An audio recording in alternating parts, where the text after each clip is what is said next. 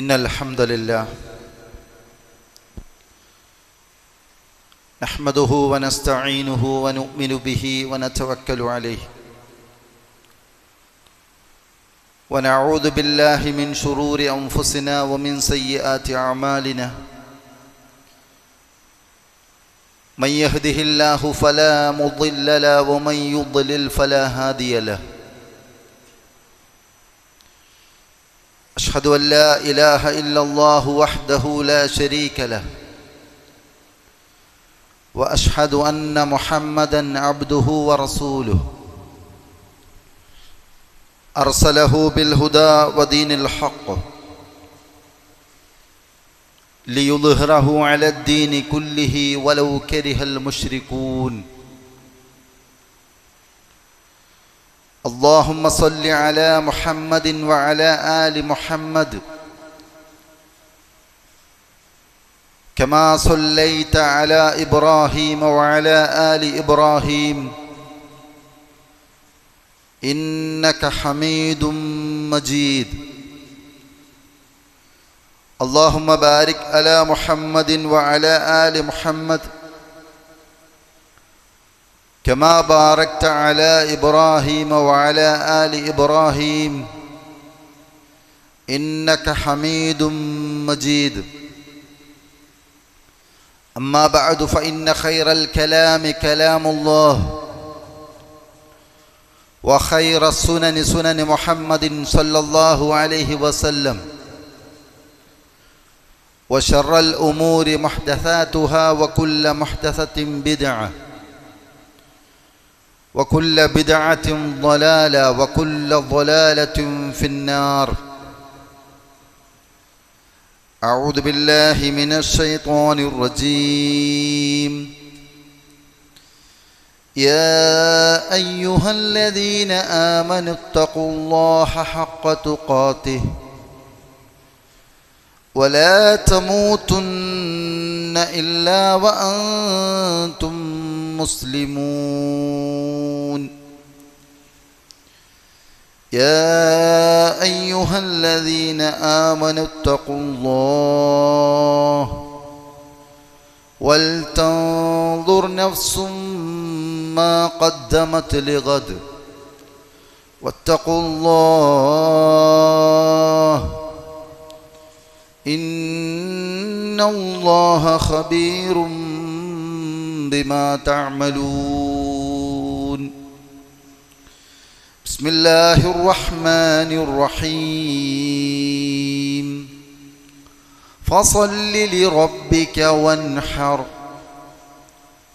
اللهم رب اشرح لي صدري ويسر لي أمري واحلل عقدة من لساني يفقه قولي فيا إخواني والأخوات في الله أوصيكم إياي أولا بتقوى الله ഏറെ പ്രിയം നിറഞ്ഞ സത്യവിശ്വാസികളായിട്ടുള്ള സഹോദരന്മാരെ, സഹോദരിമാരെ, സുഹൃത്തുക്കളെ, അല്ലാഹു സുബ്ഹാനഹു വ തആലയുടെ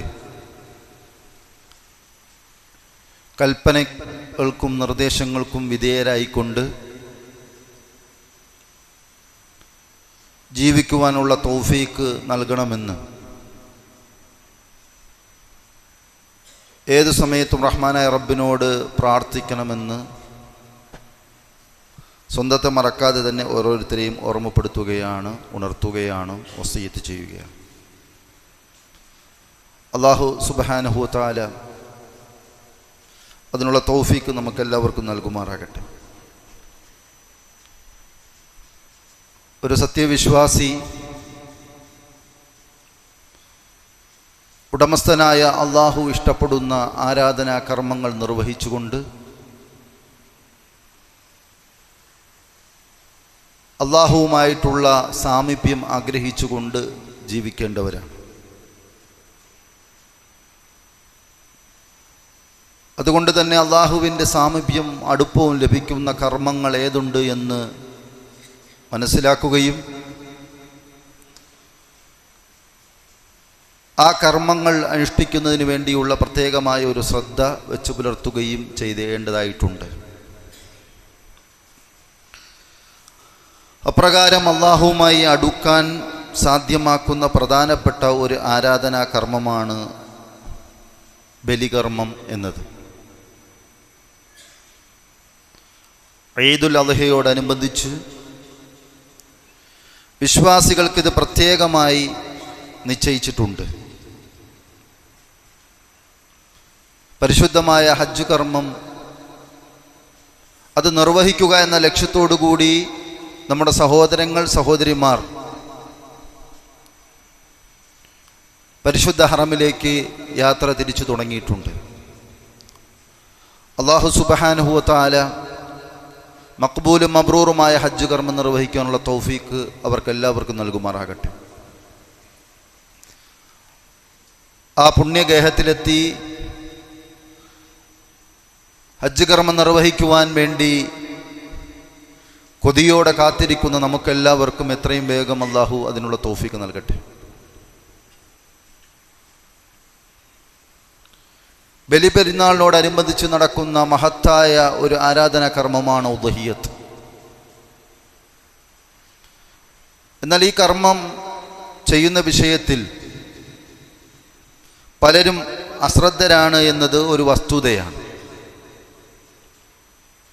സമ്പത്തും കഴിവുമുള്ള പല ആളുകളും ഈ കർമ്മം നിർവഹിക്കുന്നതിൽ നിന്ന് മാറി നിൽക്കുന്നു, അതിൽ പങ്കാളിയാവാൻ മടിക്കുന്നു. മുസ്ലിം നാമധാരികളായിട്ടുള്ള ചിലർ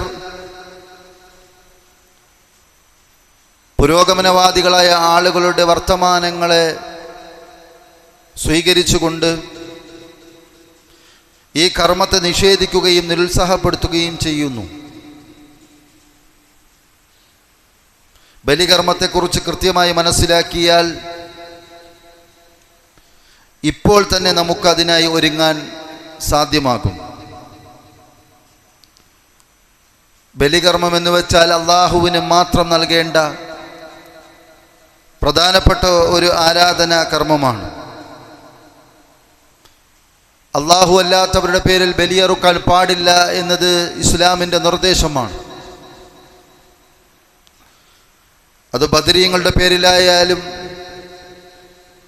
മഹാനായ റസൂലുള്ളാഹി സ്വല്ലല്ലാഹു അലൈഹി വസല്ലമയുടെ പേരിലായിരുന്നാലും മറ്റു മഹദി മഹാന്മാരുടെ ആരുടെ പേരിലായിരുന്നാലും ബലിയർപ്പിച്ചാൽ അത് ശിർക്കാണ്. ശിർക്ക് അല്ലാഹു ഒരിക്കലും പൊറുക്കാത്ത പാപമാണ്. നമ്മുടെ വിശ്വാസത്തിൽ ളുൽമ് കലരുന്ന ഒരു പ്രവൃത്തിയാണത്. പരിശുദ്ധ ഖുർആനിലെ ഏറ്റവും ചെറിയ സൂറത്ത് എന്ന് വിശേഷിപ്പിക്കപ്പെടുന്ന സൂറത്തുൽ കൗസറിൽ ഒന്നാമത്തെ വചനത്തിൽ റഹ്മാനായ റബ്ബ് മഹാനായ റസൂലുള്ളാഹി സ്വല്ലല്ലാഹു അലൈഹി വസല്ലമയോട് പറയുന്നു, ഇന്നാ അഅതൈനാകൽ കൗസർ. ഓ പ്രവാചകരെ, അങ്ങേക്ക് നാം ഒരുപാട് നന്മകൾ അധികരിപ്പിച്ചു തന്നിട്ടില്ലേ, ഒരുപാട് നന്മകൾ നൽകിയിട്ടില്ലേ എന്ന് പറയുന്നു. അങ്ങനെ റസൂലുള്ളാഹി സ്വല്ലല്ലാഹു അലൈഹി വസല്ലമയുടെ ജീവിതത്തിൽ നൽകിയ നന്മകളെ എടുത്തു പറഞ്ഞിട്ട് അല്ലാഹു പറയുന്നു, ഫസല്ലി ലിറബ്ബിക വൻഹർ. ആ നന്മകൾ സ്വീകരിച്ച ഒരു വ്യക്തി എന്ന നിലയിൽ തിരിച്ച് സൃഷ്ടാവിനോടുള്ള നന്ദി സൂചകമായി ഫസല്ലി, നീ നമസ്കരിക്കുക, ലിറബ്ബിക, നിന്റെ രക്ഷിതാവിനു വേണ്ടി, വൻഹർ, ബലിയറുക്കുകയും ചെയ്യുക. ഈ ആയത്തിനെ വിശദീകരിച്ചുകൊണ്ട് മുഫസ്സിരീങ്ങൾ പറയുന്നത്,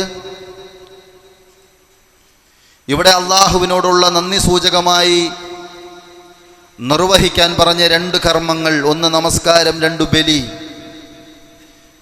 ഈ രണ്ട് കർമ്മങ്ങളും ശ്രേഷ്ഠമായ ആരാധനാ കർമ്മങ്ങളാണ്. അതുകൊണ്ടാണ് അവിടെ അല്ലാഹു സുബ്ഹാനഹു വ തആല ഈ രണ്ട് ആരാധനാ കർമ്മങ്ങളെയും എടുത്തു പറഞ്ഞത്. അതോടൊപ്പം തന്നെ ഈ കർമ്മങ്ങളുടെ മറ്റൊരു പ്രത്യേകത, റഹ്മാനായ റബ്ബിൻ്റെ സാമീപ്യം ലഭിക്കാൻ അടിമയെ സഹായിക്കുന്ന രണ്ട് ശ്രേഷ്ഠമായ കർമ്മങ്ങൾ കൂടിയാണ് നമസ്കാരവും ബലിയും എന്നത്.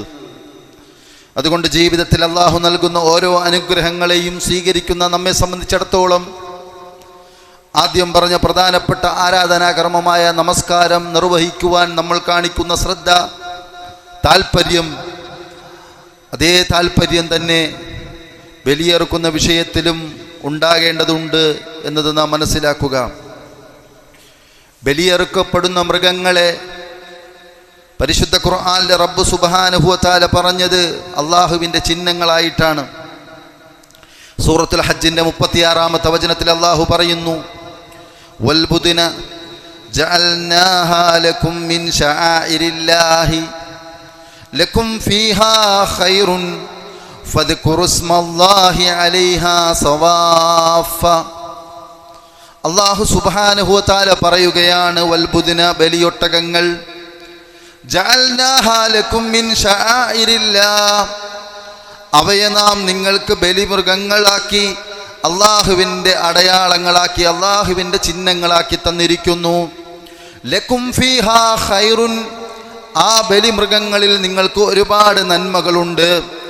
ഫദ്കുറൂ, ആകയാൽ നിങ്ങൾ ഫദ്കുറുസ്മല്ലാഹി അലൈഹാ സവാഫ, അതുകൊണ്ട് അവയെ നിങ്ങൾ വരി വരികളായ ഒട്ടകങ്ങളെ നിർത്തിക്കൊണ്ട്, ആ ബലി ഒട്ടകങ്ങളെ നിർത്തിക്കൊണ്ട് നിങ്ങൾ അള്ളാഹുവിൻ്റെ നാമങ്ങൾ സ്മരിക്കുവിൻ. അപ്പോൾ ബലിയൊട്ടകങ്ങളെ കുറിച്ചാണ് ഇവിടെ എടുത്തു പറയുന്നത്. ഒട്ടകങ്ങൾ നമുക്കറിയാം വലിയ വലിപ്പമുള്ളതാണ്, അവയെ നിർത്തിയാണ് അറുക്കുന്നത്.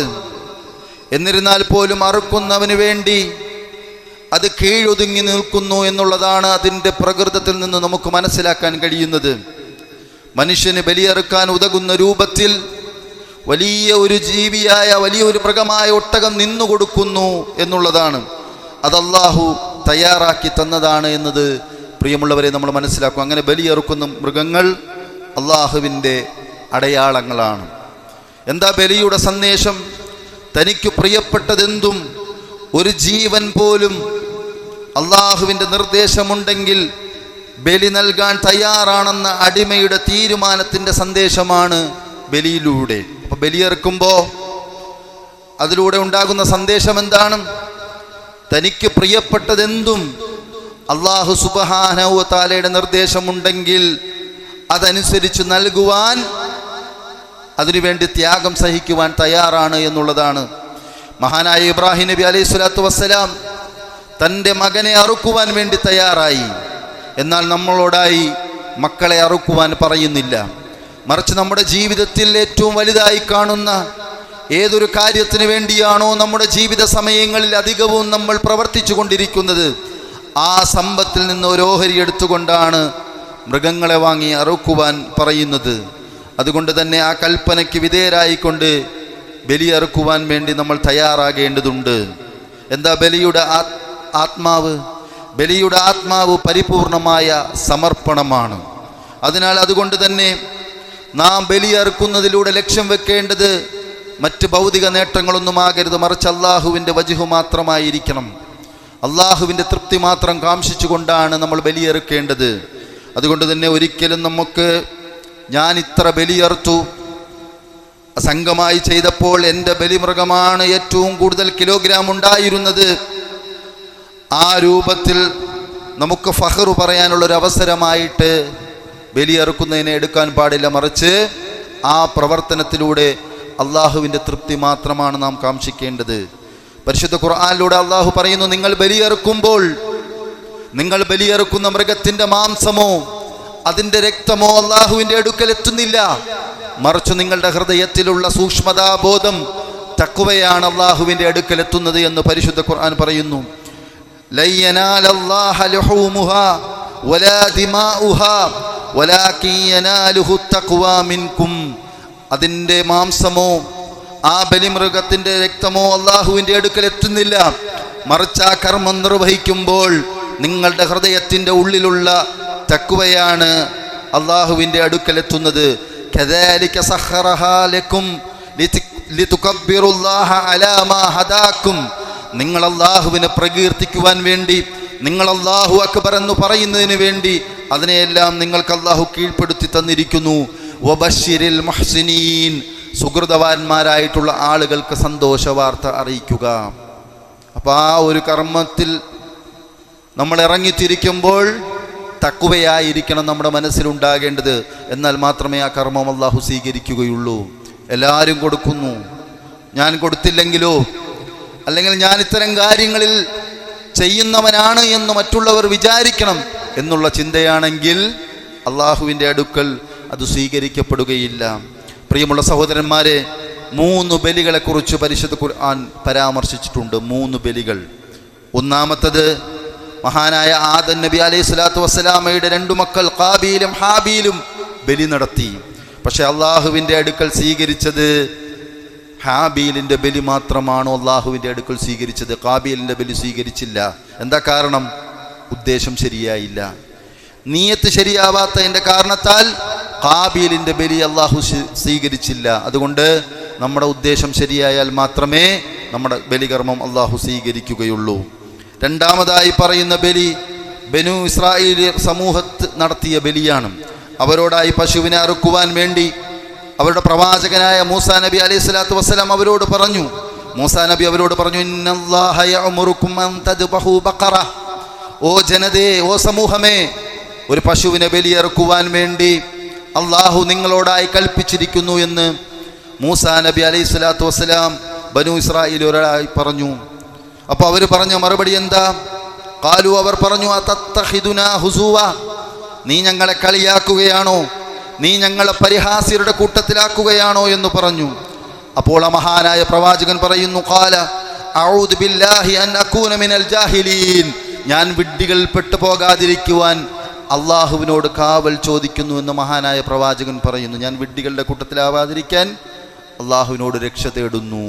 അതുകൊണ്ട് പരിഹസിക്കുന്നവർ വിഡ്ഢികളാണ്, പരിഹാസം നടത്തുന്നവർ എന്ന ഒരു സന്ദേശം കൂടി ഈ ആയത്തിലുണ്ട്.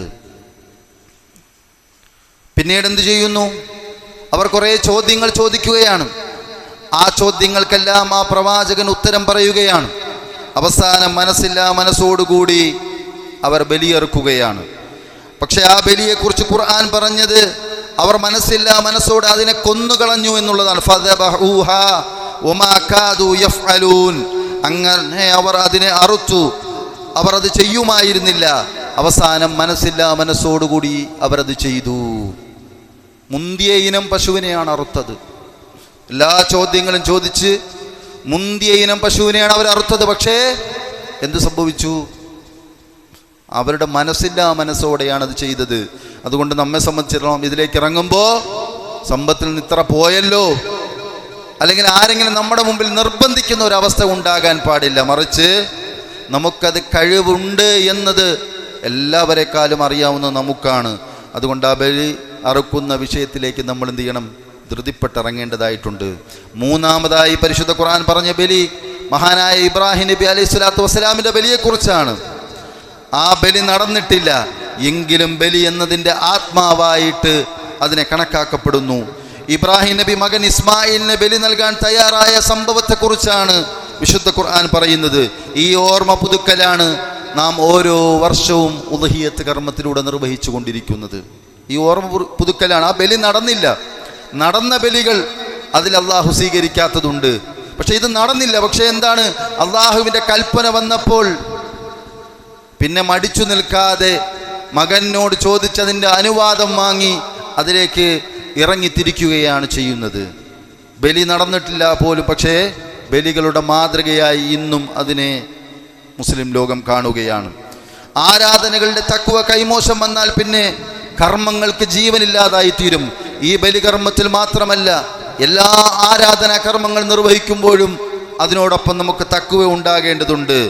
അതേസമയം തികഞ്ഞ സമർപ്പണവും ആത്മാർത്ഥവുമായിട്ടാണ് ഇബ്രാഹിം നബിയുടെ ബലിയെ എന്നും ഒന്നാം സ്ഥാനത്ത് നിർത്തിയിട്ടുള്ളത്. അള്ളാഹു നോക്കുന്നത് പ്രവർത്തനങ്ങളുടെ വലിപ്പത്തിലേക്കല്ല, മറിച്ച് ആ പ്രവർത്തനങ്ങളുടെ ആത്മാർത്ഥതയിലേക്കാണ് എന്ന് ഇബ്രാഹിം നബിയുടെ ബലികർമ്മം നമുക്ക് പഠിപ്പിച്ചു തരികയാണ്. മകനെ അറുത്തില്ല, മൃഗത്തെ അറുക്കാനാണ് പറഞ്ഞത്. പക്ഷെ ആ മനസ്സ്, അള്ളാഹുവിൻ്റെ കൽപ്പനകളെ അനുസരിക്കാനുള്ള ആ മാനസികാവസ്ഥ, അതിനെയാണ് പരിശുദ്ധ ഖുർആൻ എടുത്തു പറയുന്നത്. അതുകൊണ്ട് പ്രിയമുള്ള സഹോദരന്മാരെ, ഉദ്ഹിയ്യത്ത് കർമ്മം നിർവഹിക്കുന്നതിന് വേണ്ടിയുള്ള തയ്യാറെടുപ്പ് നമ്മളെല്ലാവരും നടത്തേണ്ടതുണ്ട് എന്നത് ഞാൻ ഓർമ്മിക്കുകയാണ്. ഒരുപാട് ലക്ഷ്യങ്ങൾ, ആത്മസമർപ്പണം അതിലൂടെ നമ്മൾ ലക്ഷ്യം വെക്കേണ്ടതായിട്ടുണ്ട്. വലിയ പുണ്യം കിട്ടുന്ന ഒരു പ്രവൃത്തിയാണ്, പ്രോത്സാഹിപ്പിക്കപ്പെടേണ്ട പ്രവൃത്തിയാണ്. ആ പ്രവൃത്തിയിൽ ഒരു നിസ്സംഗതയും ഉണ്ടാകാൻ പാടില്ല എന്നത് പ്രിയമുള്ള സഹോദരന്മാരെ നാം മനസ്സിലാക്കേണ്ടതുണ്ട്. കഴിഞ്ഞ കാലങ്ങളിൽ അത് നിർവഹിക്കാൻ കഴിഞ്ഞില്ല എങ്കിൽ ഈ വർഷം പ്രിയമുള്ള സഹോദരന്മാരെ ആ ഒരു പ്രവർത്തനത്തിന് തയ്യാറായിക്കൊണ്ട് തന്നെ നമ്മൾ മുന്നോട്ട് പോകേണ്ടതുണ്ട്. കാരണം അള്ളാഹുവുമായി അടുക്കാൻ കഴിയുന്ന വലിയ ഒരു കർമ്മമാണത്. പിന്നെ വെറുതെ പൈസ കൊടുത്ത് അതിൽ ഭാഗവാക്കാവുക എന്നതിനപ്പുറത്ത് ആ ഒരു ത്യാഗനിർഭരമായ മാനസികാവസ്ഥ പ്രിയമുള്ളവരെ നമുക്കുണ്ടാകേണ്ടതുണ്ട്. മഹാനായ ഇബ്രാഹിം നബി അലൈഹി സ്വലാത്തു വസ്സലാം മകനെ അറുക്കാൻ തയ്യാറായെങ്കിൽ എന്നോട് അള്ളാഹു കൽപ്പിക്കുന്നത് ഒരു മൃഗത്തെ അറുക്കാനാണ്. പക്ഷെ ഒരു മകനെ അറുക്കുമ്പോൾ മനസ്സിൽ നിന്നുണ്ടാകുന്ന പ്രയാസവും വിഷമവും എത്രയാണ് എന്ന് നമുക്കറിയാം. ആ വിഷമവും പ്രയാസവും നമ്മളെ ഉള്ളിൽ നിന്നുണ്ടായിക്കൊണ്ട് തന്നെ ആ ഒരു പ്രവർത്തനത്തിന് വേണ്ടി നമ്മൾ ഇറങ്ങണമെന്ന് ഞാൻ സൂചിപ്പിക്കുകയാണ്. അള്ളാഹു സുബ്ഹാനഹു വ തആല അതിനുള്ള തൗഫീക്ക് നമുക്കെല്ലാവർക്കും നൽകുമാറാകട്ടെ.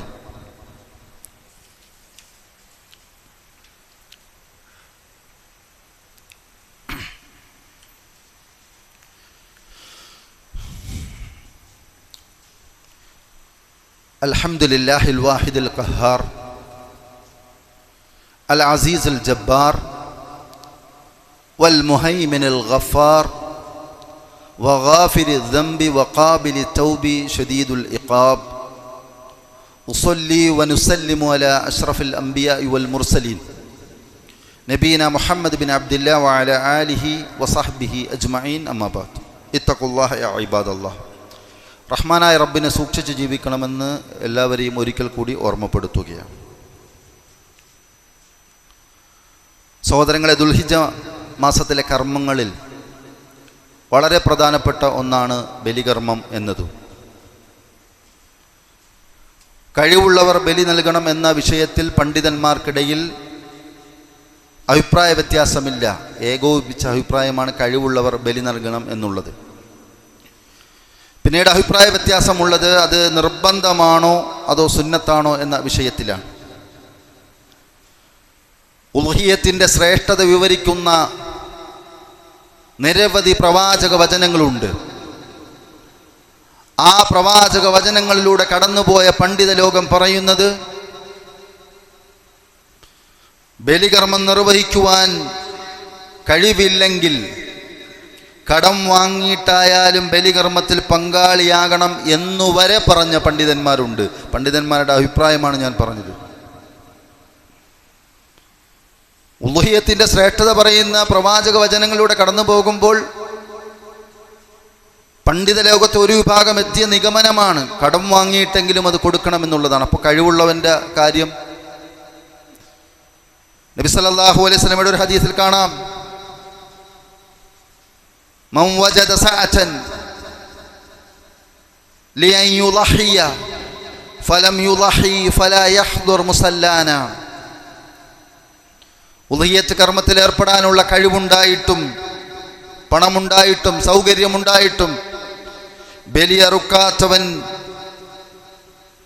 പെരുന്നാൾ ദിവസം മുസല്ലയിലേക്ക് വരേണ്ടതില്ല എന്ന് ഹബീബായ റസൂലുള്ളാഹി സല്ലല്ലാഹു അലൈഹി വസല്ലം പറയുകയാണ്. എത്ര ഗൗരവപ്പെട്ടതും നാം എത്ര ശ്രദ്ധ കൊടുക്കേണ്ടതുമായ ഒരു പ്രവാചക വചനമാണ് പ്രിയമുള്ള സഹോദരന്മാരെ.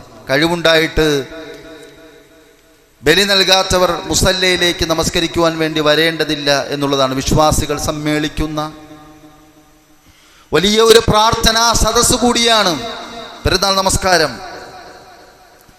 ആ പെരുന്നാൾ നമസ്കാരത്തിലേക്ക് വരേണ്ടതില്ല എന്ന പ്രവാചക വചനം. കഴിവുണ്ടായിട്ടും കൊടുക്കാത്തവർ, സ്വന്തം കുടുംബത്തിന് ജീവിക്കാനുള്ള ശേഷി കഴിച്ച് ഉൽഹിയ്യത്ത് അറുക്കാൻ പണം കയ്യിലുള്ളവർ ഉൽഹിയ്യത്തിന് പങ്കാളിയായേ തീരൂ. ഇപ്പം സ്വന്തം കുടുംബത്തിന് ജീവിക്കാനുള്ള ശേഷി അത് എത്രയാണെന്ന് നമുക്കറിയാം. അത് കഴിച്ച് നമ്മുടെ കയ്യിൽ മിച്ചമുണ്ടെങ്കിൽ ഉൽഹിയ്യത്ത് കർമ്മത്തിൽ നമ്മൾ പങ്കാളിയാക്കണം. ആടാണെങ്കിൽ ഒരാൾ തനിച്ചാണ് കൊടുക്കേണ്ടത്. എന്നാൽ മാടോ ഒട്ടകമോ ആണെങ്കിൽ 7 ആളുകൾക്ക് വരെ പങ്കാളിയാകാം. പാടാണെങ്കിൽ ഒരാൾ, ഒറ്റയ്ക്ക് ഒരാട്. വലിയ മാടുകളാണെങ്കിൽ 7 ആളുകൾക്ക് വരെ ഷെയർ ചേരാം. എന്നാൽ എല്ലാവരോടും കൂടെ തീരുമാനിച്ചു ഒരു 8 ആക്കാമെന്ന്. എന്നാൽ ഒരാളുടെയും ബലി സ്വീകരിക്കുകയില്ല എന്നുള്ളതാണ് പണ്ഡിതന്മാർ നമുക്ക് പഠിപ്പിച്ചു തരുന്നത്. അപ്പം ഇസ്ലാം പറഞ്ഞ ഒരു പരിധിയുണ്ട്, അവിടെ നിൽക്കുക. 7 പരമാവധി. അത് 8 9 ആക്കാനൊന്നും നമുക്ക് പെർമിഷൻ ഇല്ല എന്നുള്ളത് നമ്മൾ മനസ്സിലാക്കുക. അറുക്കുന്ന മൃഗം ഒരു കുറവുമില്ലാത്തതും പ്രായം തികഞ്ഞതുമായിരിക്കാൻ ശ്രദ്ധിക്കണം. പെട്ടെന്ന് അങ്ങോട്ട് പോയി ഒരു ദീർഘവീക്ഷണമോ ഒരു പ്ലാനിങ്ങോ ഇല്ലാതെ ഇതൊക്കെ ഒന്ന് നിർവഹിച്ച് തീർക്കുക എന്ന ഒരു മനോഗതിയിൽ പോയി ഏതെങ്കിലും ഒരു ബലിമൃഗത്തെ വാങ്ങലല്ല. ഏറ്റവും അഹ്സനായിട്ടുള്ള ഏറ്റവും നല്ലത് നോക്കി അതിൻ്റെ പ്രായപരിധി ഒക്കെ നോക്കി ആ കാര്യങ്ങൾ മനസ്സിലാക്കിക്കൊണ്ട് അത് ചെയ്യണം. ഇനിയോ ഉളുഹിയത്തിന് നിയത്ത് വെച്ചാൽ ദുൽഹിജ്ജയിലേക്ക് പ്രവേശിച്ചാൽ പിന്നെ അതിനെ അറുക്കുന്നത് വരെ തലമുടി, കക്ഷരോമം, ഗുഹ്യരോമം, മീശ, താടി, നഖം തുടങ്ങിയ വെട്ടാനോ വടിക്കാനോ പാടില്ല. ഹദീസിൽ കാണാം റസൂലുള്ളാഹി സ്വല്ലല്ലാഹു അലൈഹി വസല്ലം പറയുന്നു, ഇദാ ദഖലൽ അശ്റു വഇൻദഹു ഉളുഹിയത്തുൻ യുരീദു അൻ യുദ്ഹിയ ഫലാ യഖുദന്ന ശഅറൻ വലാ യഖ്ലിമന്ന ദുഫ്റൻ. ദുൽഹിജ്ജ 10 പ്രവേശിച്ചാൽ ഉളുഹിയത്ത് ഉദ്ദേശിക്കുന്നവൻ അവരുടെ രോമങ്ങൾ നീക്കുവാനോ നഖം വെട്ടുവാനോ പാടില്ല. അപ്പോൾ അറക്കാൻ ഉദ്ദേശിക്കുന്നവരെന്ത് ചെയ്യുക? ഈ കാര്യത്തിൽ ശ്രദ്ധിക്കുക. ബലിമൃഗത്തിൻ്റെ ഇറച്ചിയുടെ നിശ്ചിത ഓഹരി സാധുക്കൾക്ക് വിതരണം ചെയ്യണം. ബലിമൃഗത്തിൻ്റെ ഇറച്ചിയുടെ ഒരു നിശ്ചിത ഓഹരി സാധുക്കൾക്ക് വിതരണം ചെയ്യണം. അറുത്ത ആളുകൾക്കും അതിൻ്റെ ഓഹരിയിൽ നിന്ന് ഭക്ഷിക്കാവുന്നതാണ്, അത് അനുവദനീയമായ കാര്യമാണ്. എന്നാൽ പാവങ്ങൾക്ക് നൽകാതെ സ്വയം അത് തിന്നു തീർക്കുന്നത് ഇസ്ലാം പ്രോത്സാഹിപ്പിച്ചിട്ടില്ല. അപ്പം സാധുക്കളെ പരിഗണിക്കണം, എന്നാൽ സ്വന്തമായിട്ടും അതെടുക്കാം. മുഴുവനും സ്വന്തമായിട്ട് എടുക്കുന്ന ഒരു രീതി പ്രോത്സാഹിപ്പിക്കപ്പെട്ടിട്ടില്ല. അതുകൊണ്ട് പ്രിയമുള്ള സഹോദരന്മാരെ, നാം ഓരോരുത്തരും ഇപ്പോൾ തന്നെ തയ്യാറാകേണ്ടതുണ്ട്. നമ്മുടെ മസ്ജിദിന് കീഴിൽ വളരെ വർഷങ്ങളായി വ്യവസ്ഥാപിതമായി സംഘടിതമായ രൂപത്തിൽ ഏറ്റവും നല്ല രീതിയിൽ ഉളുഹിയത്ത് കർമ്മം നിർവഹിച്ചു കൊണ്ടിരിക്കുകയാണ്. ഈ വർഷത്തെ ഒരു ഓഹരി 9,000 രൂപയായിട്ടാണ് നിശ്ചയിച്ചിരിക്കുന്നത്.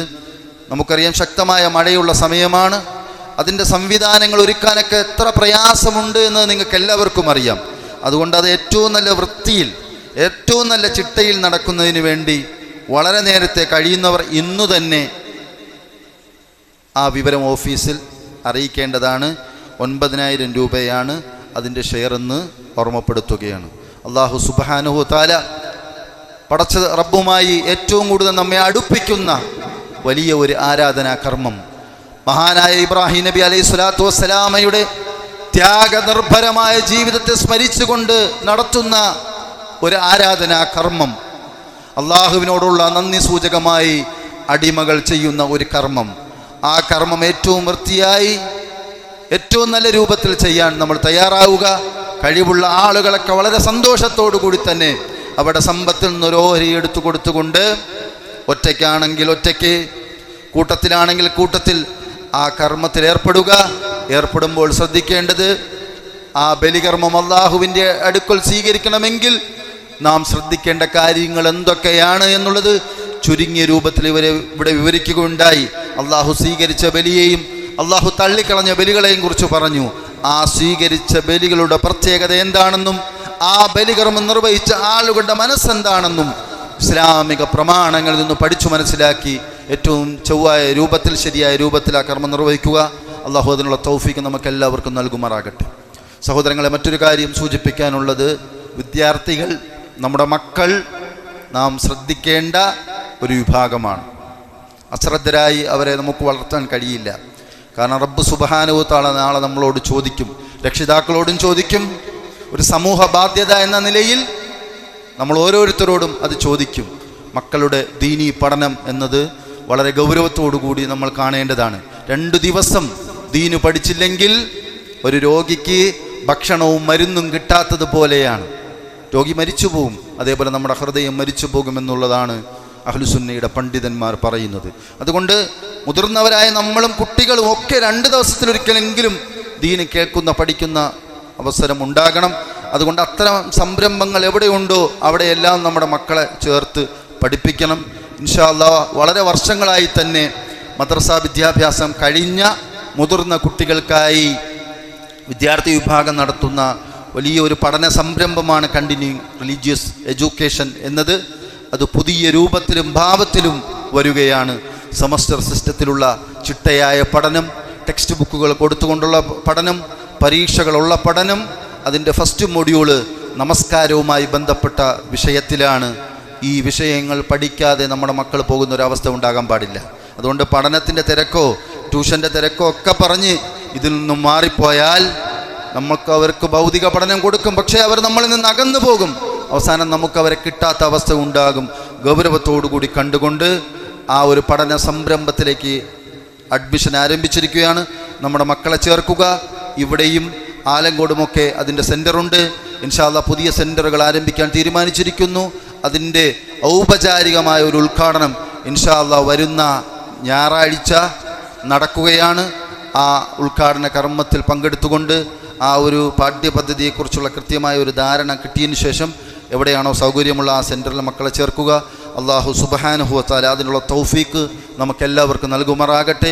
പരിശുദ്ധ ദീനുൽ ഇസ്ലാമിൻ്റെ തണലിൽ ജീവിച്ച് പ്രമാണങ്ങളിൽ നിന്ന് ദീന് പഠിച്ചു മനസ്സിലാക്കി അത് ജീവിതത്തിൽ പകർത്തി മുന്നോട്ട് പോകാനുള്ള തൗഫീക്ക് അള്ളാഹു നമുക്കെല്ലാവർക്കും പ്രദാനം ചെയ്യുമാറാകട്ടെ. നാം അറിഞ്ഞും അറിയാതെയുമായി ചെയ്തു പോയ പാപങ്ങൾ, തെറ്റുകൾ അള്ളാഹു സുബ്ഹാനഹു വ തആല പുറത്ത് മാപ്പാക്കി തരുമാറാകട്ടെ. ശിഷ്ടജീവിതം അള്ളാഹുവിനെ അറിഞ്ഞും അള്ളാഹുവിനെ സ്നേഹിച്ചും അവൻ്റെ ദീനിൽ ജീവിക്കുന്നത് ഒരു പ്രധാനമായി കണ്ടുകൊണ്ട് തന്നെ മുന്നോട്ട് പോകാനുള്ള തൗഫീഖ് അള്ളാഹു നമുക്ക് എല്ലാവർക്കും പ്രദാനം ചെയ്യുമാറാകട്ടെ. അല്ലാഹുമ്മ ഗ്ഫിർ ലിൽ മുഅ്മിനീന വൽ മുഅ്മിനാത്ത് വൽ മുസ്ലിമീന വൽ മുസ്ലിമാത്ത് അൽഅഹ്യാഇ മിൻഹും വൽ അംവാത്ത് ഇന്നക മുജീബുൻ ഖരീബുൻ യാ ഖാദിയൽ ഹാജാത്ത്. അല്ലാഹുമ്മ അജിർനാ മിനൻ നാർ, അല്ലാഹുമ്മ അജിർനാ മിനൻ നാർ, അല്ലാഹുമ്മ അജിർനാ മിനൻ നാർ. اللهم إنا نسألك الجنة يا رب العالمين. اللهم لا تسلط علينا من لا يرحمنا، اللهم لا تسلط علينا من لا يرحمنا، اللهم لا تسلط علينا من لا يرحمنا. ربنا آتنا في الدنيا حسنة وفي الآخرة حسنة وقنا عذاب النار. اللهم أعز الإسلام والمسلمين وأذل الشرك والمشركين. آمين آمين آمين برحمتك يا أرحم الراحمين. والحمد لله رب العالمين وصلى الله على محمد.